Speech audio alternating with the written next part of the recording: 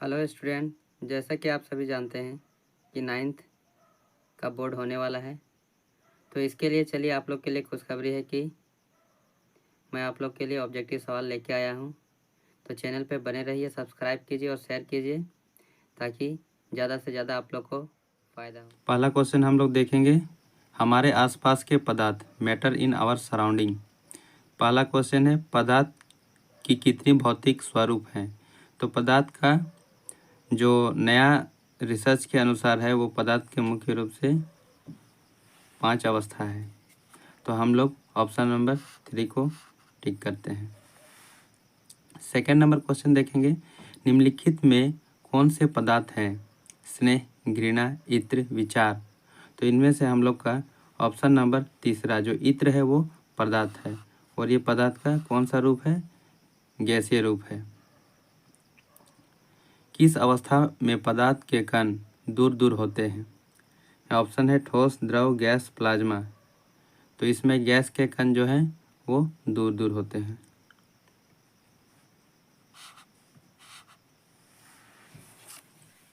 अगला क्वेश्चन हम लोग देखेंगे, पदार्थ की कौन सी अवस्था तीनों रूपों में पाया जाता है। ठोस, द्रव, गैस, प्लाज्मा। तो ये जो दूसरा नंबर ऑप्शन है जो द्रव जो है वो तीनों रूपों में पाया जाता है। एग्जाम्पल के लिए हम लोग ले सकते हैं जल। जल क्या है, बर्फ अवस्था में भी रहता है, द्रव अवस्था में भी रहता है और गैसीय अवस्था में भी रहता है भाप के रूप में। 5वां नंबर क्वेश्चन देखेंगे, निम्न में से किसमें घनत्व अधिक होता है। तो हम लोग के पास 4 ऑप्शन है, वायु, चिमनी का धुआं, जल और लोहा। तो घनत्व यहाँ किसका ज़्यादा होगा, लोहा का ज़्यादा होगा। ठीक, घनत्व के लिए हम लोग एक फॉर्मूला देखते हैं। फॉर्मूला को हम लोग नोट कर लेंगे घनत्व के लिए। घनत्व इक्वल टू द्रव्यमान बट्टे आयतन।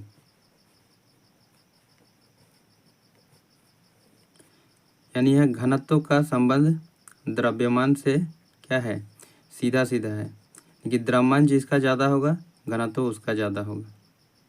तो यहाँ पर द्रव्यमान लोहा का होगा, इसलिए हम लोग का ऑप्शन 4 करेक्ट हो जाएगा। आगे हम लोग देखेंगे अगला क्वेश्चन, ठोस से द्रव में बदलने की क्रिया कहलाती है। तो ठोस से द्रव में बदलने की क्रिया संगलन कहलाती है। तो ऑप्शन नंबर 2 हम लोग का करेक्ट हो जाएगा। तो थोड़ा हम लोग जल्दी चलेंगे ताकि हम लोग का कम समय में ज़्यादा क्वेश्चन कवर हो जाए। 7 नंबर देखेंगे, द्रव से गैस में बदलने की क्रिया कहलाती है। वाष्पीकरण, संगलन, ऊर्ध्वपातन, निक्षेपण। किस में बोल रहा है, द्रव से गैस में। तो द्रव से गैस में क्या कहलाता है, वाष्पीकरण। तो ऑप्शन नंबर ए हम लोग का सही हो जाएगा। फिर अगला क्वेश्चन हम लोग देखेंगे, नीचे जाएंगे। अगला क्वेश्चन देखेंगे, गैस से ठोस में बदलने की क्रिया कहलाती है। जो गैस से ठोस में बदलने की क्रिया हम लोग का क्या कहलाता है। ऑप्शन हम लोग देख लेते हैं, ऊर्ध्वपातन, निक्षेपण, संगलन, वाष्पीकरण। तो गैस से ठोस में बदलने की क्रिया क्या कहलाती है, निक्षेपण कहलाती है। अगला क्वेश्चन देखेंगे, ठोस से गैस में बदलने की क्रिया। ठोस से गैस में बदलने की क्रिया निक्षेपण, ऊर्ध्वपातन, जमना या संघनन। तो जब ठोस से गैस में बदलता है तो उसको हम लोग क्या बोलते हैं, ऊर्ध्वपातन बोलते हैं। अब इसी तरह के क्वेश्चन को हल करने के लिए हम लोग एक ट्रिक या शॉर्टकट कह सकते हैं, उसको देखें। ये जो चार्ट आप लोग को दिख रहा है, ये चार्ट हम लोग को याद कर लेना होगा। इससे पता चलता है कि गैस से द्रव में बदलने की क्रिया क्या है और गैस से द्रव, ठोस से गैस, मतलब ये एक दूसरे से कनेक्ट हैं। और ये किस तरह कनेक्ट है वो हम लोग इस फिगर के द्वारा याद कर सकते हैं। तो पहला क्या है, ठोस से द्रव में बदलना। तो ठोस से द्रव में बदलने की क्रिया को हम लोग कहते हैं संगलन। ठोस से द्रव में बदलने की क्रिया को संगलन कहते हैं। और यही चीज जब द्रव से ठोस में बदलता है तो इसको हम लोग कहते हैं जमना। जैसे बर्फ जब जम जाता है, बर्फ पहले क्या रहता है, द्रव अवस्था में रहता है, उसके द्रव से जब ठोस बदलता है तो वो जम जाता है। तो ऐसे याद कर सकते हैं जमना। अब द्रव से गैस में बनना सबसे इजी है, इसको क्या बोलेंगे हम लोग? वाष्पीकरण। वाष्पीकरण, द्रव से गैस में बनना वाष्पीकरण। और इसी को उल्टा कर देंगे तो क्या होगा? गैस से द्रव में बदलने की क्रिया को क्या कह लेंगे हम लोग? संघनन। संघनन। तो संघनन की क्रिया की वजह से ही बारिश होती है।